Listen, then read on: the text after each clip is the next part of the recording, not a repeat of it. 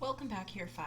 In today's reading lesson, we're still working on nonfiction, and our learning intention is to retrieve, record, and analyze information from nonfiction texts. This lesson is very similar to Monday, so it's going to be a quick one.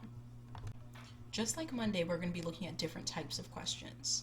Vocabulary questions, retrieval questions, summary questions, inference questions, prediction questions, compare, contrast, and comment questions, and finally, author choice questions. So remember, these little dog icons represent a type of question. Let's take a look at the model passage. The passage that we'll be reading together today is called Victorian Toys. Now, before we can really read this passage and understand it, we need to know what the Victorian era was, or the Victorian time period. Early on in the school year, we studied the medieval ages. That was a period of time. Well, the Victorian era was also a period of time. It was about 200 years ago. Roughly, it was the 1800s, so from 1800 to 1899, very roughly. So just keep in mind this was a long time ago. We'll be reading about toys during that time period. Victorian toys. Victorian toys were usually made from wood, metal, and paper. The toys that Victorian children had depended on how much money their family had. Children from rich families had toys like clockwork train sets, toy soldiers, and tea sets, whereas children from poorer families normally played with homemade toys. Example, peg dolls. To make a peg doll. 1. Paint the peg, including a face. 2. Cut out circular piece of fabric double the height of the peg. Cut a small hole in the middle. 3. Pull the fabric over the head of the peg using a rubber band or piece of string to secure the fabric in place. 4. Use a pipe cleaner to create arms. 5. Cut wool for hair, glue the hair onto the doll's head. 6. Add beads and sequins for decoration. Alright, so before we move on to answering the questions that come with this passage, let's just think about what it told us. Well, it starts out by telling us about Victorian toys and what they were usually made from and what kinds of toys children in the Victorian era usually had. The second half of the passage gives instructions on how to make a peg doll. That's why it has those numbered steps. Alright, with that in mind, let's take a look at the questions. Question 1 says to give 2 examples of toys that a child from a rich family might have. Alright, this is a retrieval question, so I need to go back to the text and simply look for my answers. Take a moment and do that. Alright, well, I saw a couple of examples.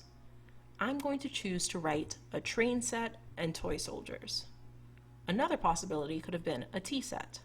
All of these are examples of toys that a rich child from a rich family might have had. Question 2. Find 2 adverbs of frequency in the text. This is a vocabulary question. So I need to go back through the passage and look for adverbs of frequency. Alright, and I found them. Usually and normally. Both these words give an idea of how frequently something happens. Now for question 3. Why do you think that poorer children played with homemade toys? Alright, well, this question is going to require me to explain what I'm thinking based on the evidence that I have. So I can't really look in the text and just find an answer. Well, I'm thinking that if the child comes from a poor family, they have less money to spend on toys. So they had to make toys from what they had available. So let me write my answer. Children from poorer families had to play with homemade toys because their families did not have money to buy toys. Now for question 4. Why has the author used imperative verbs? Alright, imperative verbs, those are like commanding verbs. Earlier, when we talked about the layout of the text, we noticed that the top gives some description of what toys in the Victorian era were like, but the second half of the text is instructions on how to make a peg doll. If you're giving instructions, you're telling somebody what to do and how to do it. So that would explain the use of imperative verbs. So for my answer, I'll say, the author has used imperative verbs because he or she is giving instructions and telling the reader how or what to do. And there you have it. That's how I would have worked through these types of questions. For your independent work today, you have a different text to read and some questions to go with it. Today, your independent passage is much shorter than Monday.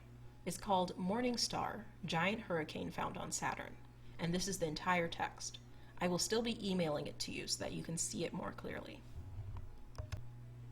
These are the questions that go with the text. Today there are only 4 questions for you to answer. So if you have a printer at home, you can print this page out because I will be emailing it to you, or you can simply handwrite the answers into your notebook and take a photo of that and send it to me. Either way, make sure I get a copy of your work. As always, Year 5, stay safe and I'll see you soon.